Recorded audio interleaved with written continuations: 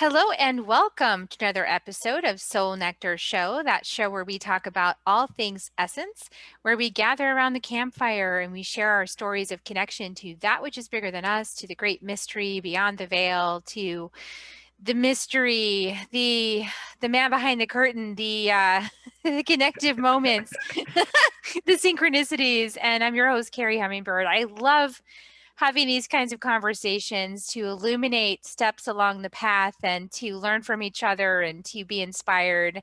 It's just delightful. And I get to meet so many interesting people that, have really cool journeys to share. And so I like to do that on here on Soul Nectar Show. And I'm glad that you're all with us. So today's guest is another one of my friends I made through sharing the messages of my books. Welcome, Erez, to the show. Hello. Thank you so much for having me. I'm glad you're here. Just delightful. So Erez Shek is the creator and host of the Shek Check podcast. The Shek Check podcast highlights the need to fact check ourselves, a self-check. The Shek Check started in 2016 after Erez survived a suicide attempt. The realization of the avoidance of self is what drove the need for him to check himself. He created a YouTube channel to share that journey along with the way he saw the importance of others sharing their journeys as well. And then the Shek Check podcast was born, and he highlights guests with lived experiences and knowledge to inspire listeners to check themselves, as well as sharing his own self awareness finds. And so he's shared his mental health journey on many podcasts, Psych 101, the Voices for Change podcast, Cafe with Monica, and Talk Healthy on NPR's, and now is on Soul Nectar Show. So now it's like the big debut because this is it, man. This is like the It's big time. it's like now it's like the real deal. It's the real deal This is right the now. important, yeah. This is the one interview that will change your entire life. Shek, I'm here for it. Erez. Yes. So tell us about your story, because I certainly resonate with, suicidal ideation has definitely been part of my journey. I'm sure that there are members of our audience that it has been as well. So tell us more about your journey of that part of your journey and how you came through that. Yeah. I think ideation is probably more common than we explore or like to believe sometimes. But yeah, um, my journey, it kind of starts like I guess it would be like 20 years ago now, where I was diagnosed with bipolar disorder right when I like around 20. And long story kind of short, over the years, what happens kind of, at least with me with a diagnosis, is that you either kind of fight it completely or you allow yourself to believe it's all of you. And that's kind of where I went with the bipolar diagnosis. Everything I did kind of was because of the bipolar. Um, and it became like kind of, I will often say that I lost myself to the diagnosis, not to the actual illness or whatever, but to the diagnosis, because I just believed it was who I was. And in 2016, I was kind of hitting a very rough time in my life where kind of everything, I was losing meaning. I was losing who I thought I was. And a lot of the time people were like, oh, that's just the depression of the bipolar. It's just the depression. Let's change medication. Let's move this medication over. Let's move that medication over. And what it was, like, the depression was situational. The depression was because I had lost, the most natural kind of depression. I had lost belief in myself. I had lost any understanding of myself. And, I had always been doing theater as a kid, and as an adult, I was doing theater professionally, and I was hitting a rough patch there, and that was my identity as well. And I remember saying, okay, if I don't get this job, then that's it. Then I'm done. Then I give up on theater. I give up on acting. And when I did that, I gave up on myself at the same time. And so I didn't get that job, and I made that decision almost immediately that, I'm going to take my life. And I scheduled it. I planned it. It wasn't just kind of like a, off the top of my head, let's just try it type thing. And I did. And I ended up, I was in pretty much a coma for 2 days after I used my medication for bipolar disorder on myself to take my life. And then that's kind of, I woke up and then I was hospitalized, like in a, mental hospital. And because of there was a lack of care there, I found comfort in the other people that were there. And we started sharing our stories with each other. And after I got out, there was kind of a renewed sense of self and a want to do all the hard work that I had been ignoring because I was blaming the bipolar, or because I was depending on the medication, and I was depending on basically the diagnosis for the reason I was having struggles with everything. And that's kind of where, self-checking myself came from. In 2016, the phrase fact checking was very popular. And so I was like, oh, well, fact check myself and then self-check. And so that's kind of how the Shek Check was born. Well, I really appreciate your vulnerability and sharing your journey with that, with the ideation and with the following through and with the, the recovery. What's so interesting to me is this idea of diagnosis and creating an identity for a person who's going through a hard time in their life. Mm. And I also had my share of diagnoses, and I remember when I was 15 and I was going through, you can imagine a 15-year-old who doesn't seem bipolar at 15. I mean, let's just be honest, That's fair. That's fair. who doesn't seem that way at 15? But Yeah. anyway, I was acting out. I was being crazy. Who isn't at 15? And I was emotional, and, all these emotions flooding through my body, don't know what to do with it. And I remember going into, and I had an episode too where I took a bunch of pills because I just thought, well, that's it. I don't really want to be here anymore. But I did kind of want to I wanted to be rescued. I particularly wanted somebody to notice, Yeah. and to be rescued from it. And then they took me to the hospital and got my stomach pumped. And then the next week I was with this, this psychiatrist who actually talked to people, not like the psychiatrists today where you go in their office and they just give you a pill. Not Right. that kind. That kind that actually spoke to you. I had one of those. That treated you like a human, like not like just something to get rid of, like real quick, and like treated you like an actual human. Yeah, like Yeah. psychiatrists today, I found out because with my older son, he went through a phase where, he thought maybe some kind of medication would be helpful. And I thought, okay, we'll go talk to a psychiatrist because they're really the ones who know in depth, right? And I Yeah. walk into this office and it's like a doctor's office where it's just like it's a pill dispensary. And I'm like, Yeah. what do you mean? There's no conversation? You're not going to talk to him? You mean you're not going to like analyze him for several weeks before you make that decision? It's What? I think like that's a huge thing where it's like people are very quick to jump to a diagnosis instead of taking the time to potentially figure something out, or like, head down a path. But if you're just doing it, it's not like going to a regular doctor, I guess, where they can look at an x-ray. It's different, when it comes to mental health stuff. Well, and I'm also thinking about like this misunderstanding that there is about emotional swings and about people with maybe a looser sense of identity. Give me a second. Oh, I was going to sneeze and then I went. There's like this looser sense of identity. It's kind of like theater. Well, in order to do theater, the whole premise is that you can put aside who you are for a few hours and Yeah. be someone else and become them fully. Yeah. And then put that aside afterwards and then become yourself again. Yeah.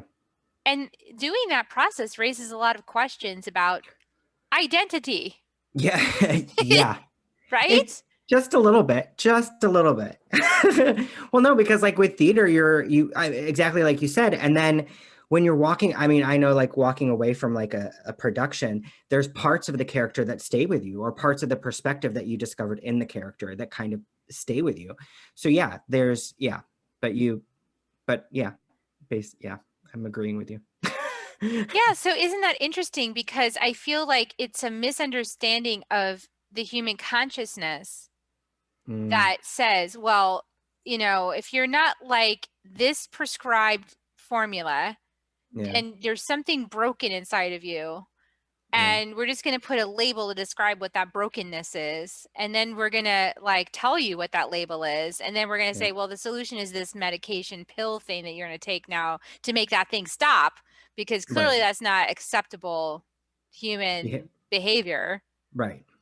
Meanwhile, like, what if, let's just say, what if your design is more like a shapeshifter?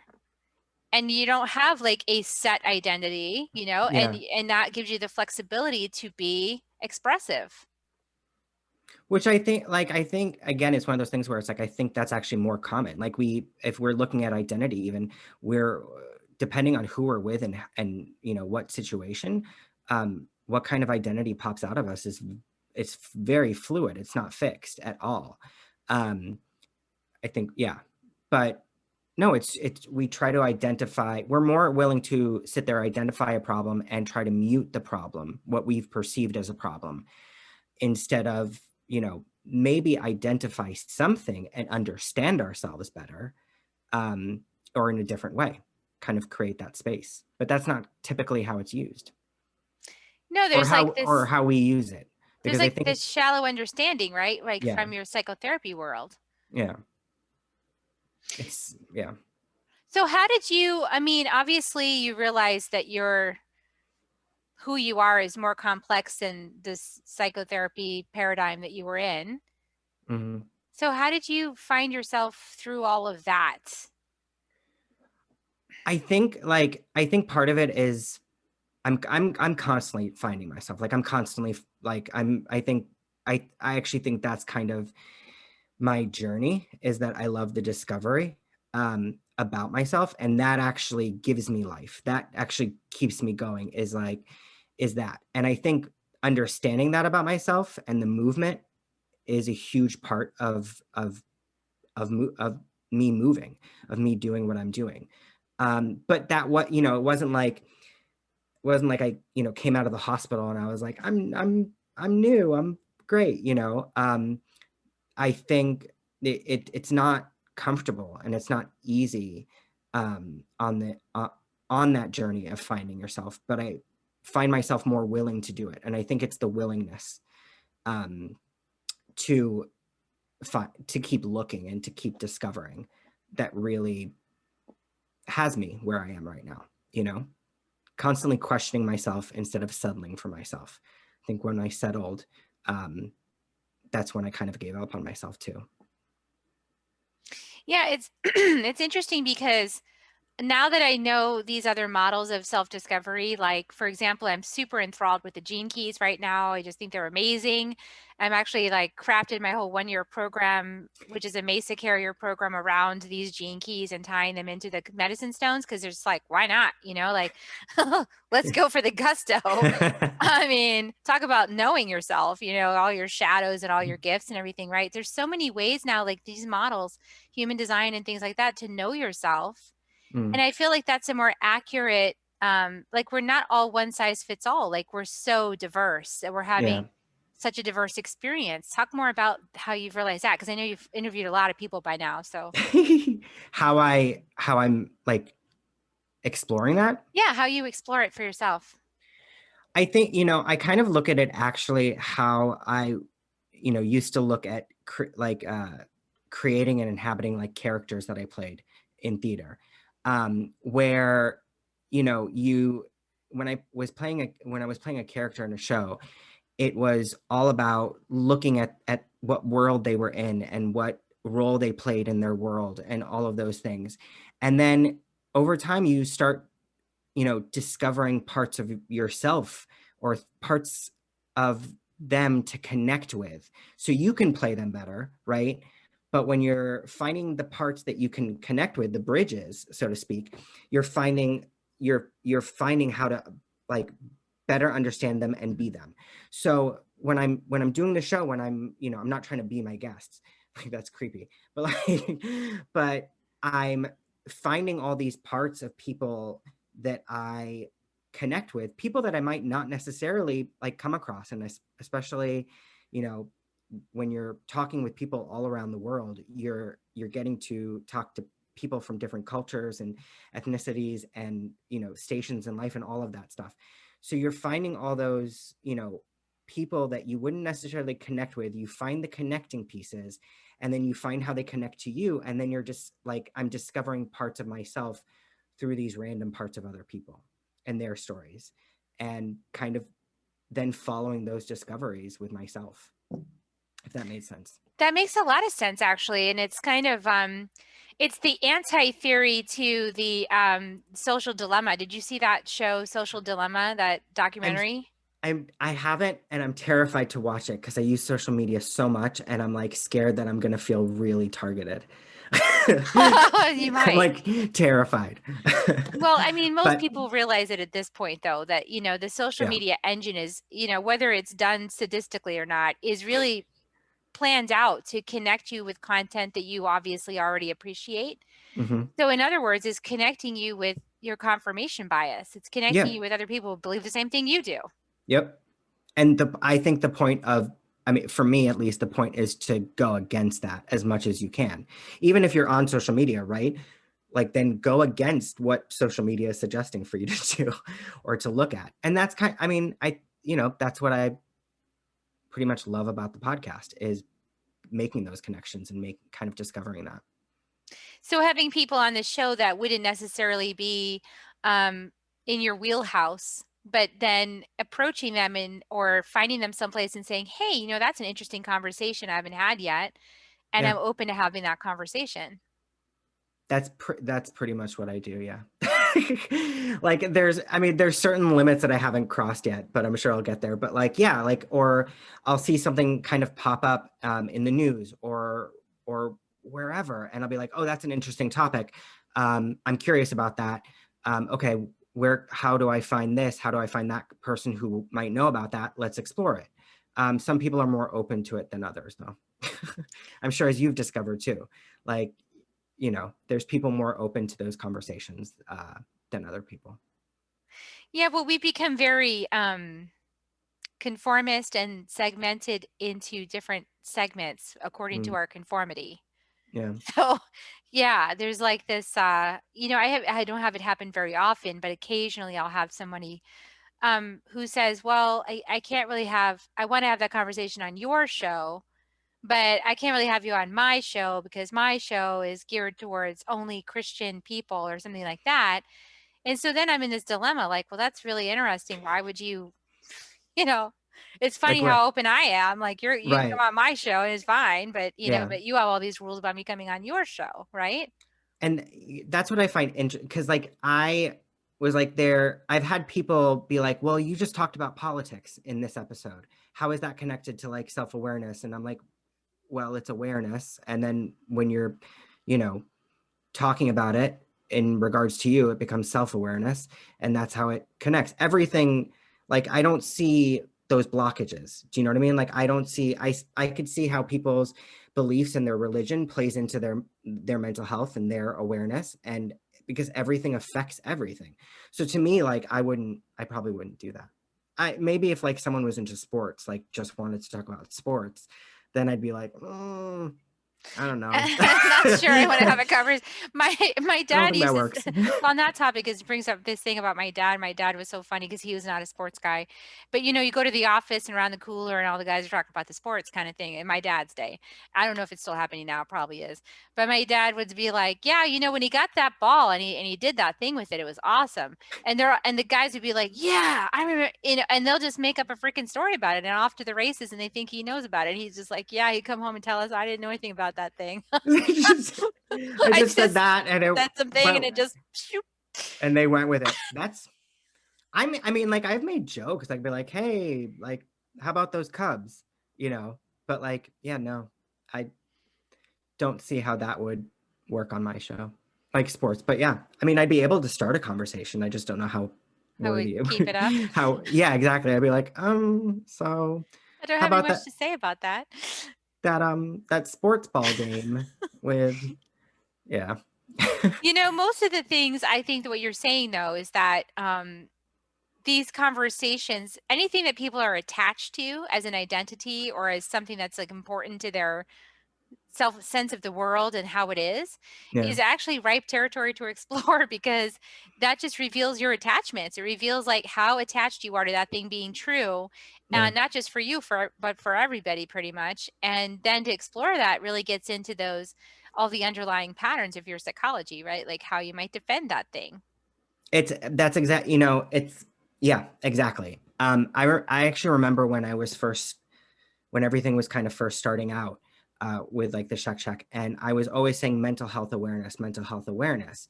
And when I wasn't talking about illness, people got very confused because they were like, but like, but it's mental health. And I was like, mental health is how we think, feel, and behave. So everything we come across in our day is our mental health is being affected, right? We kind of going back to the illness thing, we only talk about things in terms of illness, but we're being affected. Our emotions, our behaviors are being affected every day. So yeah, I think for me, a huge part was like breaking down like those attachments that we even have with the wording that we use, and taking kind of trying to take those walls down, as much as I can. I mean, I'm only one man.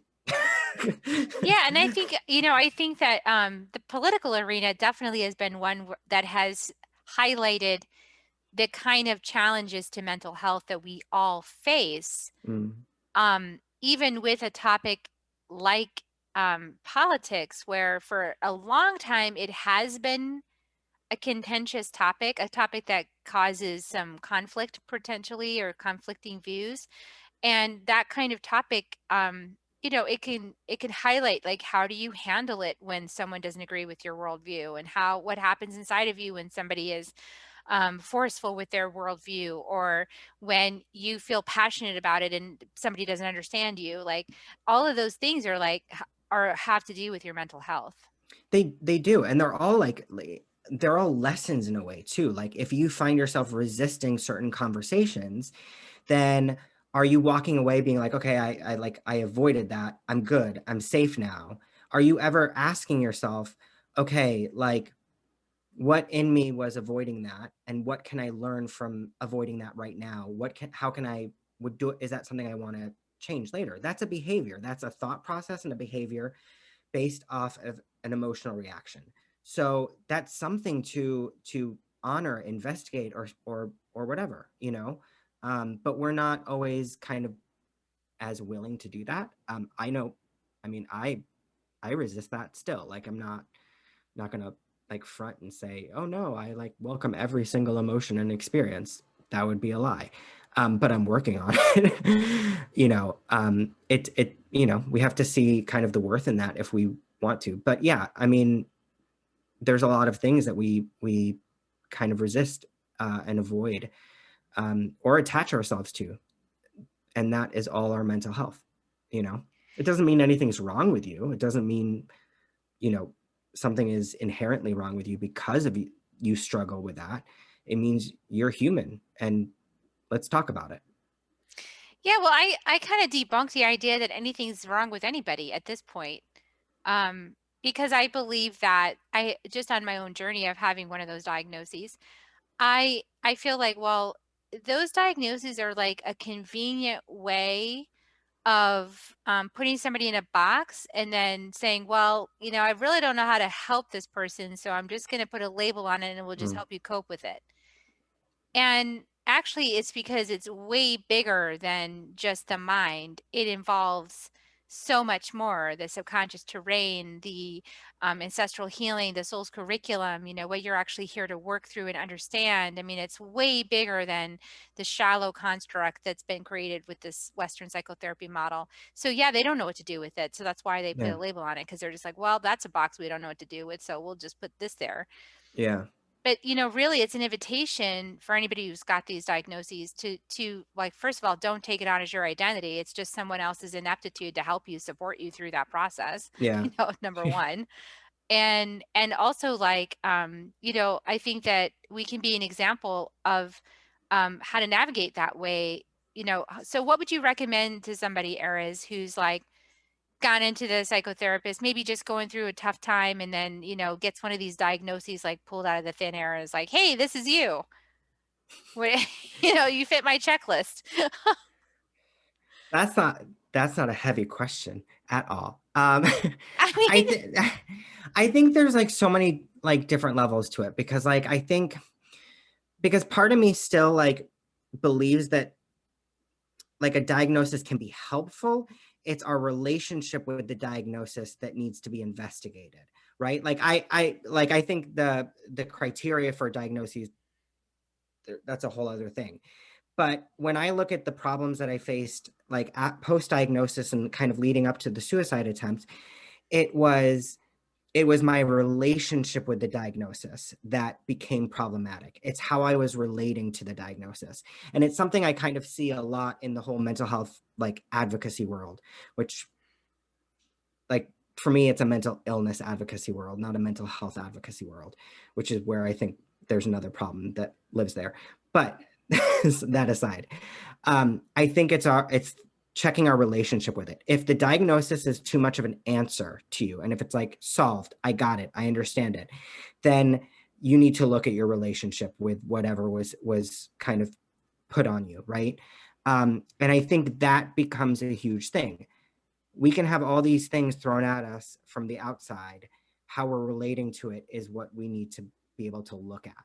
And so there's that, if I think if a diagnosis is thrown at you, uh, I think learn about it, but then learn about yourself as well.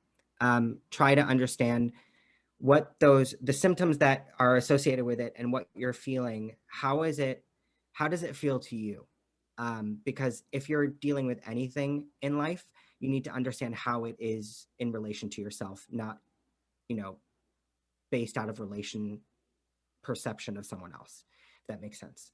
Um, and I think where you put the energy and the power of it. you know, and the other side of this is that, you know, there's a lot of people that get involved in psychotherapy, and Mm-hmm. the reason they get involved with it is because of their own struggles in their own family lineages in their own lives and the things that they're coping with that made them want to learn about this particular field in order to help themselves and then help others too, right? So there is Mm, like this, and I mean, I'm in this camp in a way because I also became a healer, right? And because I said there's an issue here and I want to solve it for myself and then I want to help other people with that, right? So anybody that's sort of called into a helping profession like this having to do with you know, cognitive development or emotional, you know, things like that, we feel called because of our own personal experience. And so therefore we got to be mindful that, you know, the person that's helping you is also in some way dealing with something similar or has dealt with something similar and maybe only like a step ahead, you know, might not be like the yeah, authority on the subject, but right, might just be somebody who's been, you know, coping with it themselves or dealing with it or understanding it, learning about it, practicing, helping other people. You know, they're on their own journey. They're not like the end all be all authority on you. right. It's an important. I think that's an important point, right? And for me, that comes back to how much power are we giving them? What's how much are we mindful of that? You know, I think there was a lot of time where I looked at like um, at my health team as the ones who had all the answers, and I had to start looking at them as real people just like me. um, I put them on a pedestal, um, to an extent, right? And they're on a pedestal as is to a degree. So how am I relating to them, and how much kind of power in my mind am I giving them? I mean, I have a therapist, right? Um, who doesn't who doesn't necessarily like he's not like the past therapist that I've had. I do see him as like a regular person, and he uses things that are not traditionally Western culture ish based, but they kind of are. It's not psychoanalysis, which is kind of a separate like older style of psychotherapy. I think when they use psychoanalysis, but yeah, I think it does come to our relationship with the person and how much power we give them, you know, in our mind and And are they working in to our empower identity. you? Like, I mean, that's really the question to ask. Like, when you start to work with a provider of any kind, I think the first question to ask or to notice about them is, are they here to give me all their answers and tell me what their answers are for me? Or are they here to help me find my own answers and find my own truth inside of myself? And I actually think that's why I connect with my current therapist, is because it is that discovery that I seek.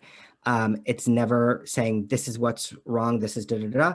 It's about the asking questions and about the discovering and not trying to fit into even a diagnosis of any kind. It's just like this like treasure hunt almost, and inspiring that. And that's a huge part of even my show. You know, everything that I'm kind of working on within myself somehow in some form ends up on the show, because it's an extension of my own journey, um, as well as sharing other people's journey. Yeah, and I like this because it points to that there's many different pathways in to finding your own pathway to love, right? Because eventually all of it leads to love, right? We're all looking for love. That's what, let's just bottom line it, right? Yeah. We're looking for love, and the experience of love provides an experience of wholeness. And so at the end of the day, that's basically what we're talking about. And then we have a whole lot of, reasons why there's not love or wholeness, so all of those reasons need exploration in some Yeah. degree, right? Yeah. And so we're really looking for somebody who can help us. But I feel like that help us to explore those pathways and to clear away the blocks to love and to receive more love. It's eventually what we're doing. Yeah. But what happens with this diagnosis model is that for me anyway, like you said, like after feeling really bad for a long time, then I thought, oh great, at least I know what it is now. It's kind of like, oh, I know why my bladder I'm like, hurts, whatever, this is why I'm like this. Let me find a way to fix it, kind of thing, right? There's an idea of fixing it. Yeah, talk Yeah. about that. I like that. I mean, I think I think it's so ingrained in our. I mean, it's ingrained in society, in the way that we are as like as a society, at least from the society that I experience, I guess, where it's like even as like a kid with our emotions. You know, you're sad. Let me. How can I make you happy? You're angry. How can I calm you down? And it's like, and we're looking for those fixes. Um, and I think it is. I think there is a there is an obsession with being broken. And if there's an obsession about being broken, there's also an obsession with fixing what's broken. And what we constantly are avoiding is acceptance. And Mm. acceptance is love. So, you know, I think how we have to, like, I ask myself, how far does that go back? Like, how far does that idea of being broken go back? Like, when I was a kid, did I start believing I was broken and something was wrong with me? And then kind of investigating that, because I think it, I think there's a lot of thoughts of being broken in general in this world. And What? that leads to our conversation we had on your show about the mother wound work that I'm doing. And the funny thing about it is, as a mom, I know that I did not consciously, intentionally plant any kind of seeds in either one of my sons that there's something broken about them. Yeah. Like that would be my last desire, but they think that, right? So these Yeah. things, these agreements or these beliefs, they just happen out of nowhere, out Yeah. of some kind of incident or some misunderstanding or some perception or just out of thin air. These things pop in. And sometimes because somebody says something really mean, that also, Right. but a lot of times it's not like that. I think oftentimes it's like like you know, when you're like looking in the past, you're like, wait, was it like this that happened or this that happened that, you know, caused this belief of self or that belief of self and all that stuff. And then it like you're discovering like the stab was like really quiet and you didn't even know you were being stabbed at the time. Like it's so like it could be like so slight, you know, what kind of formed that for you. um I wonder if like searching for it really becomes helpful, or understanding how I'm affected. now. I could probably, search forever for what made me believe these thoughts about myself. But then at one point, am I actually accepting it? That is a current belief I have of myself.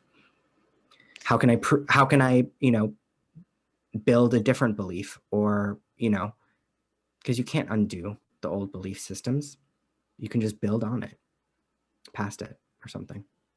Well, you can rewire the old belief system. You can rewire them now, today, in the now. Yeah. You can rewire everything in the now moment. Right. Be something new, but it takes wanting to do it. So willingness, number one, because sometimes we get something from that, that diagnosis, or that, this sort of poor me. Like we get something from being a poor me. Talk a little bit about that. Oh, I'm good at that. Up until now, he said. I think, well, no, because like I was raised Jewish, and like we're very much about the poor me, like joking, but it's true, we are. Like we're really good at the poor me stuff. It's part of half of the great comedians mentality. I think, like, how do I deal with the poor me stuff, or how do I think like it's finding the empowerment versus the like what I feel is being subtracted, right? Because when we're in poor me, we're feeling less than, or we're thinking we're less than. And so I think it's important to look at like, well, what is the complete opposite of that? What if I was empowered by this? If this is how I think of a situation, if this is how I feel, what if I felt the opposite of it? What if this was true? And then kind of trying to find the actions that meet that. It's hard when you're feeling like you're in a deficit, like you are a deficit. It's hard to find the energy, I think, to even challenge it sometimes. But I think trying to find the action that will make you feel the opposite of the poor me can be helpful, I think. I don't know if I answered your question. No, you did. You actually did. You said you just go into the opposite of the poor me and you explore, like, what if that's true? Yeah. And actually, so I have done the same thing, and I would just I would say that in a different way. I would say, how is this for me? What is this thing that's uncomfortable, that I don't want, that I think shouldn't be? Yeah. How is it actually the actual perfect thing that's happening right now for me?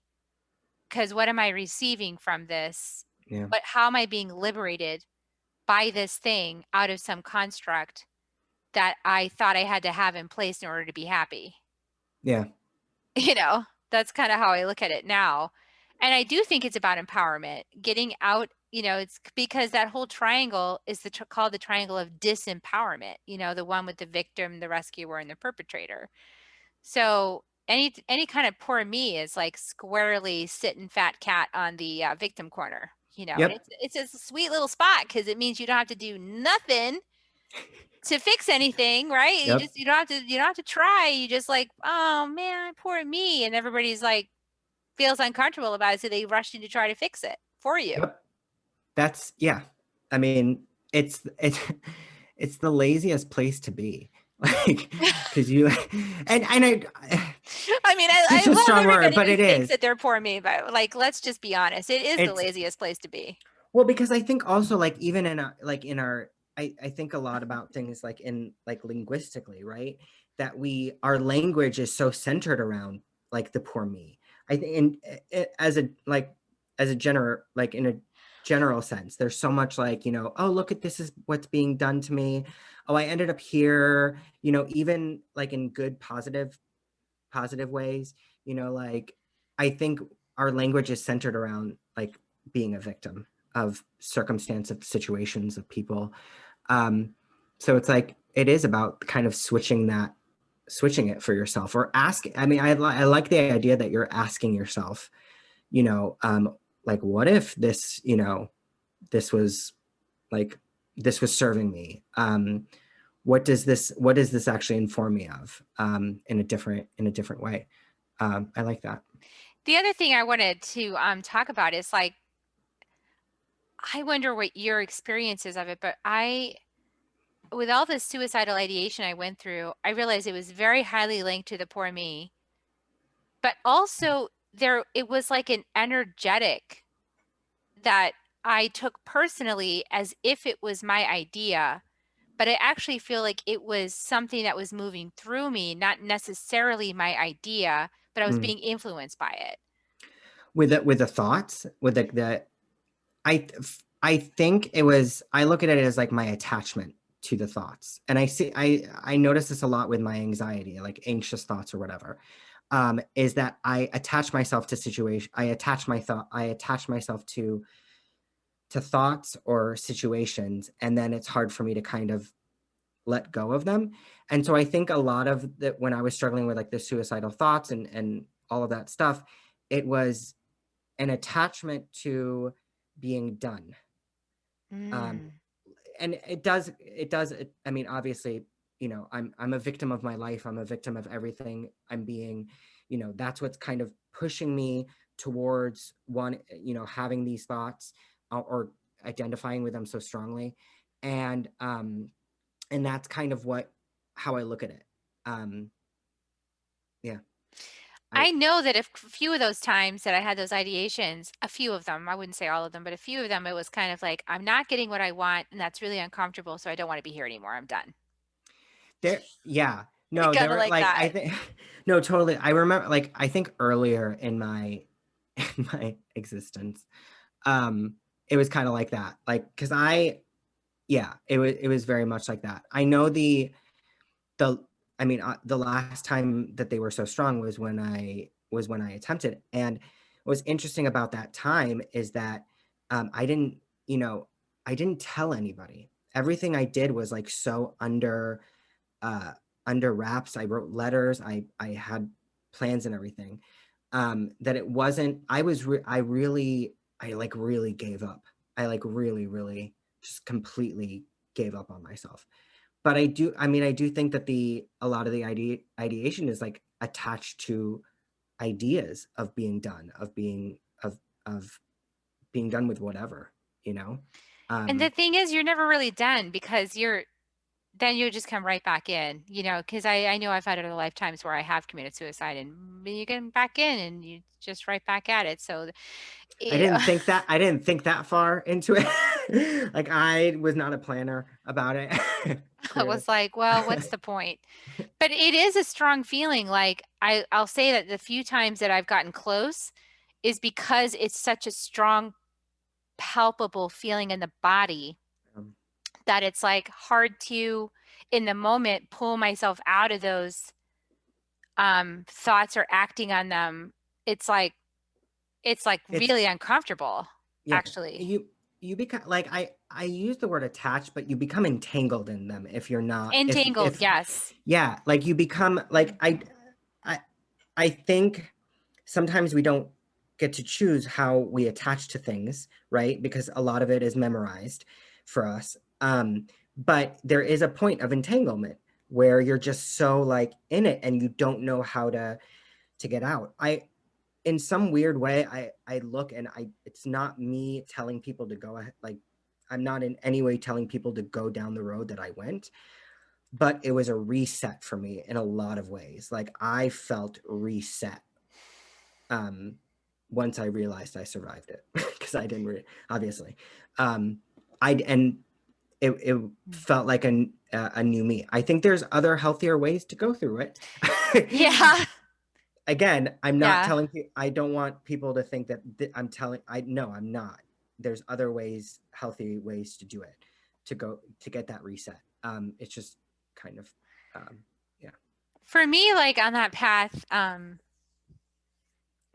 once I got past one of those moments, a couple of them in a row, I was like, you know what? If I'm willing to do that, why am I not willing to change? Oh, yeah, that's a good one. I mean, Yeah, if I'm willing to do that and willing to end it all, right? yeah.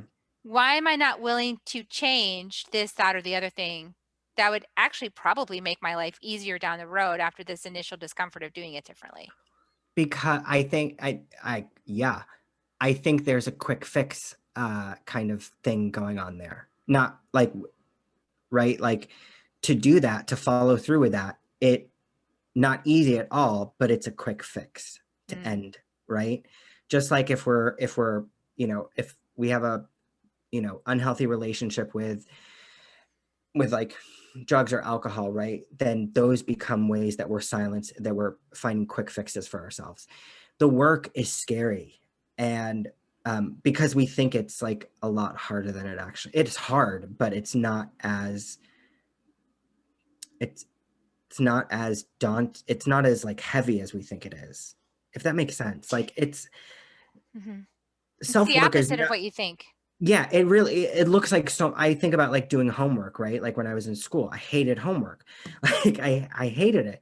And it always seemed like there was so much until you sat down and did it and you're like, oh, that took me like 5 minutes. Like why It could was take I more energy and more time complaining and avoiding than it's actually just sitting down and doing it. exactly like sitting there, like, you know, avoiding it and doing all those things, that takes way more energy than kind of doing it. Not just, again, not saying it's like super easy, but like it's also not as hard as we think it is. It just takes you, like it takes us committing to a step and moving forward with it, but also like taking care of ourselves in the process, because like it's not like, you know, don't go crazy with it, like take care of yourself in the process. Yeah, you don't have to eat the whole elephant in one bite. You Yeah, know, you could it's take like, a couple bites yeah, like or people more. like people who go to the gym, they don't just like work out for like an hour or like a day and they're like, I'm good, I have a six pack, da da da. No, like it takes time. Again, I don't know anything about going to the gym, but yeah, that's what I hear. Yeah, that's what I hear from my friends who go to the gym. Right. I've been told, I've watched those TV shows where they have gyms and it seems like they're not there all the time. Well, that's super awesome. Yeah, that's fascinating, you know. So it's kind of like if you want to end it all, consider, is it really as quick a fix as you think it is? And is it actually more expeditious to just dig in to discover yourself? Because really, Yeah, that's ultimately what you're being invited to do, right? Is discover yeah. yourself. But it's, we don't, I don't think we always realize that, like that's what we're being asked to do. Like we don't realize that. We, like I only saw end points, I saw end times, I saw you know, like the end of things. There's nothing next. So if I had, like if I had realized, I think, or maybe it just wasn't into my awareness, or I wasn't open to it at that point, that it was really a question of like, okay, like here's a wall, you hit a wall. um like have you checked going like to the left or to the right, because there might be a way around it, and there might be, or maybe you can climb the wall, you don't know. Try it. But it is an invitation to explore, and I think that's, I mean, that's what it comes down to, like allowing yourself to explore and discover, Yeah. because life is way more interesting when you're exploring and discovering, like way more interesting. Like you still have downtimes, you still have, I mean, you're a human being, you feel in all ways. There's going to be times where you're lower and higher and all that stuff, you know, but like it's way more fun if you're willing to like move through it and be willing to discover more about yourself, more about the world and all that stuff.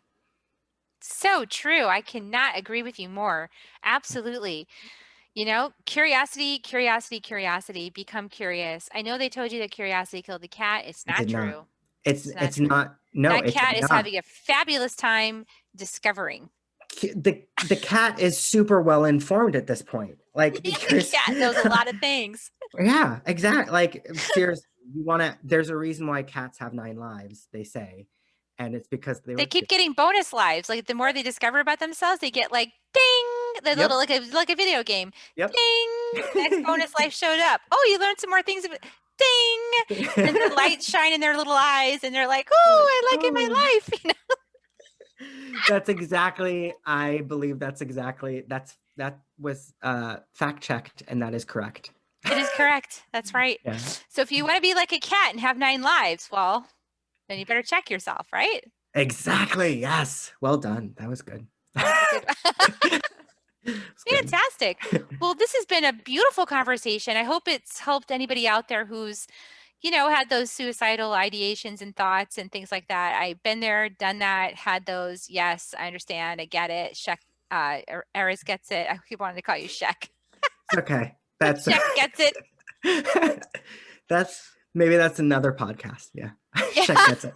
Oh, Shek gets it. I like it. Yeah. I like it. Good. So yeah, so hopefully this helps you and just at least provided a little levity into a really dark, heavy topic. And just the encouragement is don't believe all that heavy, dense, stuff that wants to make you quit, because there's so much more to discover. It's not over yet. Amen. Testify. Preach. So I'm going to put a link to my interview on the Shek Check podcast, so you guys can go check it out and go get familiar with Erez, and hopefully you loved his energy as much as I do. And if you liked this podcast and you enjoyed it, please share it out and give us a 5-star rating, and on iTunes, YouTube, wherever you found it, because that's, those engines, they rely on that kind of stuff. And you guys know that because I tell you every single week. So thank you for doing that.